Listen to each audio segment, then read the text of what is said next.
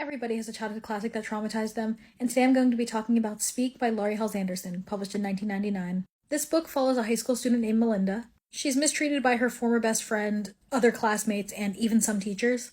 And this is all the result of something that happened to her at a party over the summer. Melinda was the one who called 911 at that party, which resulted in it being broken up, and she's been relentlessly teased ever since. But something happened at that party that she has not been able to tell anyone. She goes through the motions of her classes throughout the day, and when she gets to art class, she's given an assignment. Her assignment is to create something throughout the entire semester based off of the word tree.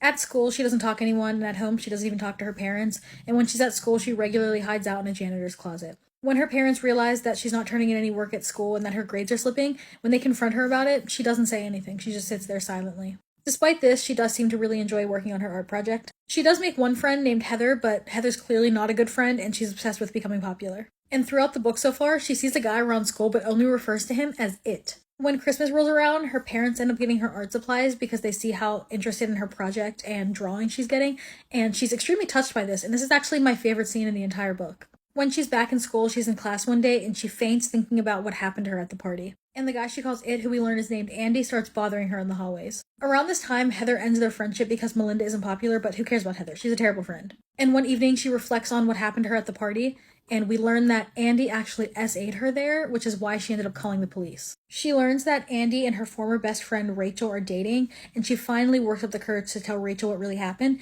And keep in mind, this is the first person she's ever told, but Rachel doesn't believe her. Andy learns that she says this, and he attacks her in the janitor's closet, but she screams for help and fights him off, and people do come to help her. The story ends with people finally learning what really happened. She's no longer ostracized in school, and she finishes her art project, which is something that's extremely cathartic for her. In the end, we see her on the path to healing and doing so much better than she was at the start of the book. I first read this book in college and then with my book club last year, and I loved it so much. It's a difficult read, but so worth it if you're in the headspace to handle it. To me, the best part is seeing Melinda's growth from the beginning to the end, but also having a book with such a dark subject matter end on such a hopeful note. But also, there's a movie with Kristen Stewart that I think is really well done, and I highly recommend.